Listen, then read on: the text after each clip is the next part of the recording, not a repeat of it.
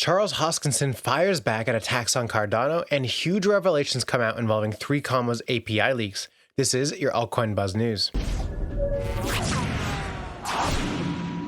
Hey, what's up everyone? My name is Cody Buffington. Make sure to like, subscribe, and turn on notifications so you know when we drop our latest content. Follow us on Twitter at AltcoinBuzzIO, and as always, this is not financial advice, and we wish you the best of luck in your crypto ventures. Michael Saylor, the founder of MicroStrategy, recently tweeted about the accumulation of 2,500 Bitcoin. As per the details from the SEC, MicroStrategy added 2,500 Bitcoin to its reserves for $41 million. As of December 27th, the firm holds 132,500 Bitcoin, which were acquired for $4.03 billion at an average price of $30,397 per Bitcoin. In a Twitter Spaces on December 28th, Saylor shared that the company is exploring software and solutions that utilize the Lightning Network, such as solutions that support enterprise marketing as well as cybersecurity solutions aimed at corporate websites. The Lightning Network is a Layer 2 payment protocol layered on top of Bitcoin's blockchain that allows for off-chain transactions, raising payment throughput, and lowering transaction fees. MicroStrategy has been looking to beef up its Lightning Network-verse team, most recently announcing that it was looking for a software engineer to build a Lightning Network-based software-as-a-service platform.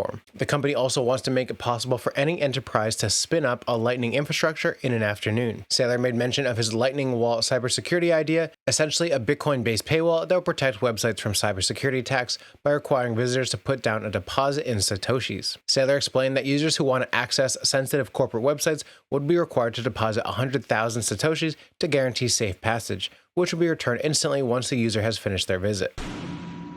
A group of traders last week said that $22 million worth of crypto had been stolen through compromised API keys from the trading platform 3Commas. On Wednesday, 3Commas admitted that it was the source of the API leak. 3Commas is a platform that lets users link multiple crypto exchange accounts, such as those kept on Binance, to automated trading software. This is all done via APIs, or application programming interfaces, the standardized mechanism that enables separate software components to communicate with each other and perform tasks. The idea is that humans don't have to do the hard work of thinking about their trades. Instead, it's all done instantly and automatically via code until the wrong people get access to the APIs. The announcement came after an anonymous Twitter user obtained around 100,000 API keys belonging to 3Commas users and published it online. 3Commas had initially insisted that there was no security issue on its end, and co-founder Yuri Sorokin repeatedly suggested on Twitter that a phishing attack caused users to give up their data. But on Wednesday, Sorokin tweeted, "We saw the hacker's message and can confirm that the data in the files is true. We're sorry that it has gotten this far, and we will continue to be transparent in our communications around the situation." On-chain detective Zach XBT previously said on Twitter that he had verified a group of 44 victims who lost a total of $14.8 million through API keys stolen from 3Commas. Zach XBT tweeted that for weeks, 3Commas have been blaming its users and accepting zero responsibility. This isn't the first time 3Commas and its API handling came under scrutiny. About a month before FTX filed for bankruptcy, Sam Bankman-Fried agreed to refund $6 million to customers affected by what was described as a phishing scam involving 3Commas. On Wednesday, Binance CEO CZ tweeted that he was reasonably sure there were widespread API key leaks from 3Commas. In a recent tweet, Charles Hoskinson poked fun at the misinformation rampant across Reddit threads related to Cardano's computational layer and a settlement layer. Hoskinson has noted that sidechains are effectively the materialization of Cardano's envisioned computing layer. He asked those pushing the false narrative to resume eating paint chips now. Hoskinson's anger was likely directed to a Reddit user, who criticized a recent Cardano report prepared by blockchain firm Messari. In the report, it was claimed that Cardano developed Ouroboros Classic as its first proof-of-stake consensus mechanism and split the functions of computing and settlement into separate layers. Responded to this claim by saying that Hoskinson did indeed say they were going to create a separate computational layer, but that never actually happened. He also pointed out that none of the smart contract developers on Cardano have managed to build a decentralized smart contract with their own off-chain consensus mechanisms yet. The user also argued that Cardano is not actually decentralized, since input-outputs is the only entity that does anything for Cardano. A Twitter user named Soraj wrote a great follow-up thread on why Cardano is more decentralized than Ethereum, but just one of his points I'll mention now is that he says, the decentralization of validator nodes in a proof-of-stake blockchain is determined by the Nakamoto coefficient, or MAV, minimum attack vector. MAV is the minimum number of how many independent parties have to collude to have that 51% control of the network. Currently, Cardano has a MAV of 24 and Ethereum has a MAV of 3. This shows that the Cardano networking layer is 8 times more decentralized than the networking layer of Ethereum.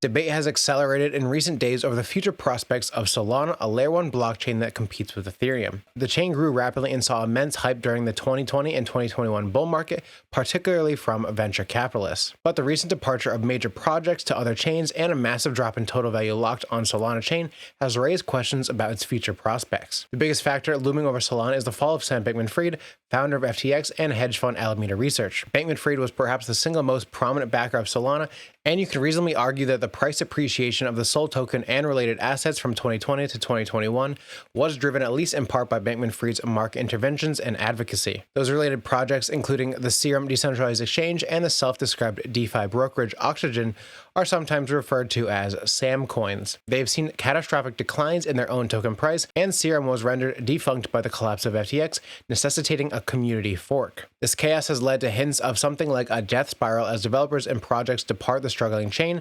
Most dramatically, the DeGods and Utes NFT project were confirmed to be leaving Solana for Ethereum and Polygon. In November, stablecoin issuer Tether swapped $1 billion of USDT from Solana to Ethereum as well. The most important question is, where will Solana go from here? Anatoly, co-founder of Solana Labs, flashed his Saga phone, a Solana mobile phone, at a recent event, while OpenBook, a community-led fork of Serum v3, is on a mission of saving Solana DeFi. Aurora, a Solana-based blockchain gaming project, will make one of the first Web3 games on a mobile device. What do you guys think? Is there still hope for Solana, or is it too far gone?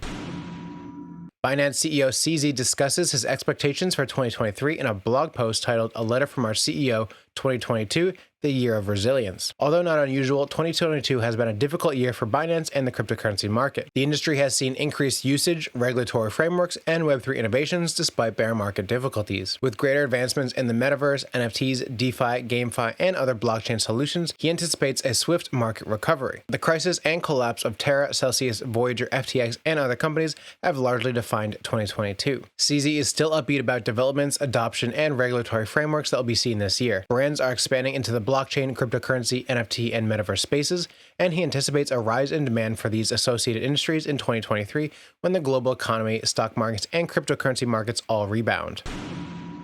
Former FTX CEO Sam Bankman-Fried is scheduled to appear in court on the afternoon of January 3rd to enter into a plea on 2 counts of wire fraud and 6 counts of conspiracy against him in relation to the collapse of the FTX cryptocurrency exchange. Bankman-Fried stated numerous times before his arrest that he does not believe he bears criminal liability for his actions as FTX CEO, saying it was simply an accounting snafu that led him to unknowingly commingle funds of Alameda and FTX customers. Caroline Ellison and Gary Wang, members of his inner circle at FTX and the related trading firm Alameda Research, have pleaded guilty to the charges against them and have agreed to cooperate with the prosecution announced on December 22nd. The deal with Ellison and Wang was reportedly made before the date, but kept secret until Bankman-Fried agreed to extradition from the Bahamas. That's it for your Altcoin Buzz news update. I'm your host, Cody Buffington. Thanks for watching.